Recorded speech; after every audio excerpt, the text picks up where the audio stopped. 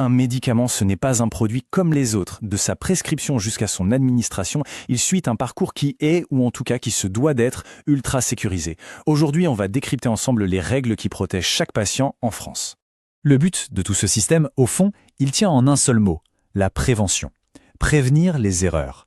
Parce que ce simple geste, donner un médicament, c'est en fait le point final d'une très longue chaîne de décisions. Chaque règle qu'on va voir ensemble, elle vise à rendre ce moment le plus sûr possible. Alors, qui est en première ligne pour garantir cette sécurité? Eh bien, au cœur du dispositif, on trouve l'infirmier ou l'infirmière diplômée d'État, l'ID. Et son rôle, vous allez voir, va bien au-delà de la simple administration d'un traitement. La loi est très précise là-dessus. L'infirmier ne se contente pas d'exécuter une ordonnance. Le Code de la santé publique parle de contribuer à la mise en œuvre du traitement. Le mot contribuer, il est essentiel. Il implique une surveillance active, une vigilance de tous les instants et une application, disons, intelligente des prescriptions. C'est un vrai rôle de gardien. Mais concrètement, ça veut dire quoi? En fait, l'IDE, c'est un peu le chef d'orchestre du traitement. C'est lui qui va organiser les prises de médicaments, mais surtout qui va surveiller les effets. Est-ce que ça marche? Est-ce qu'il y a des effets secondaires? En plus d'appliquer la prescription, il a un devoir de veille constant sur les nouveautés, les alertes sanitaires. Bref, il doit être à la page. Mais l'infirmier n'est pas seul, bien sûr. Pour assurer les soins au quotidien, une collaboration très étroite est essentielle avec l'aide-soignant, l'AS. C'est un vrai duo, et leur interaction est, elle aussi, très encadrée par la loi. Et la loi pose un cadre très strict. L'aide-soignant peut aider, bien sûr, mais toujours sous la responsabilité de l'infirmier. Et il y a une condition clé, c'est que l'état du patient soit stabilisé. En clair, la délégation est impossible si la situation est instable ou si elle risque de se dégrader. La sécurité avant tout. Ce tableau y résume bien la répartition des tâches. D'un côté, l'infirmier garde la vision d'ensemble. Il organise, il prépare les piluliers, il reste le contact principal du médecin. De l'autre, l'aide-soignant est dans l'action de proximité. Il aide le patient et il devient les yeux et les oreilles de l'infirmier pour surveiller les effets. C'est vraiment un binôme où la communication est la clé de tout. Alors, de quels actes on parle concrètement? Il s'agit de gestes du quotidien comme aider à avaler un comprimé, appliquer une pommade ou mettre des gouttes dans les yeux. On peut aussi ajouter des surveillances simples comme une glycémie au bout du doigt. Ça peut paraître simple, mais ce sont des soins qui, mal faits, peuvent avoir de vraies conséquences. La rigueur est donc de mise.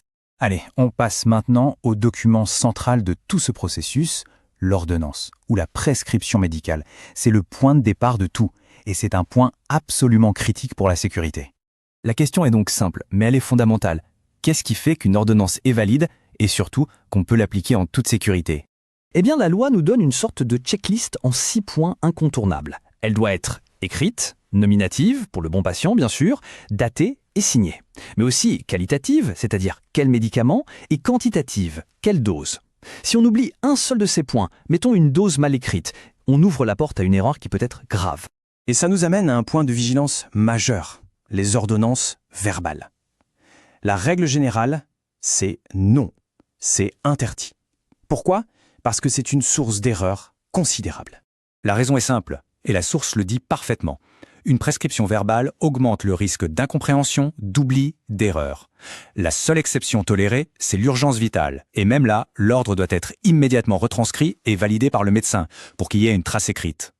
Ce qui est intéressant, c'est que l'infirmier n'est pas un simple exécutant.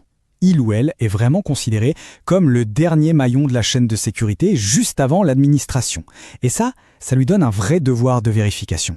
Et attention, ce n'est pas juste une recommandation, c'est une obligation. La loi est formelle. En cas de doute, l'infirmier doit vérifier. Le mot est fort.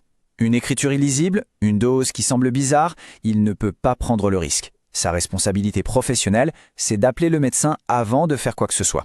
Bon, maintenant, prenons un peu de hauteur. La sécurité, elle ne repose pas que sur des individus. Elle repose sur un système de qualité globale qui doit être mis en place par les établissements de santé eux-mêmes. Là, on change complètement d'échelle. La loi HPST, elle impose à chaque établissement, que ce soit un hôpital ou une clinique, de mettre en place un vrai système de sécurité. L'idée, ce n'est plus seulement de réagir aux erreurs, mais de les anticiper. Ce n'est pas une option, c'est une obligation. Alors, il ressemble à quoi ce système? Un arrêté 2011 nous donne les 4 piliers. D'abord, on analyse les risques pour anticiper. Ensuite, on met en place des protocoles clairs pour que tout le monde suive les mêmes règles. On forme le personnel. Et surtout, on crée un système pour déclarer les erreurs, non pas pour chercher un coupable, mais pour comprendre pourquoi c'est arrivé et faire en sorte que ça n'arrive plus. Pour y arriver, la réglementation met en avant 2 outils majeurs. D'un côté, l'informatisation. Une prescription électronique, c'est plus lisible, ça laisse une trace. fini les pattes de mouche. De l'autre, les indicateurs de suivi, parce que pour s'améliorer, il faut pouvoir mesurer. Ces chiffres permettent de voir objectivement où sont les points faibles. Et au cœur de ce système, il y a la communication. L'article 7 insiste sur un point fondamental. Les responsabilités de chacun doivent être écrites noir sur blanc et communiquées à tout le monde. Pas de zone grise, pas d'ambiguïté. Chacun doit savoir précisément quel est son rôle. Donc, le point crucial à retenir, c'est vraiment celui-ci. La sécurité des médicaments, ce n'est pas l'affaire d'une seule personne, que ce soit le médecin, l'infirmier ou l'aide-soignant. C'est un système global, une culture de la vigilance, des règles claires et surtout une collaboration entre tous les acteurs. Et tout ça, ça nous laisse avec une dernière question pour réfléchir. Si la sécurité est bien un système, où est-ce qu'on a la plus grande marge de progression aujourd'hui ? Est-ce que c'est dans des règles encore plus strictes, dans des technologies toujours plus performantes, ou bien dans l'amélioration de la communication entre nous, les humains ?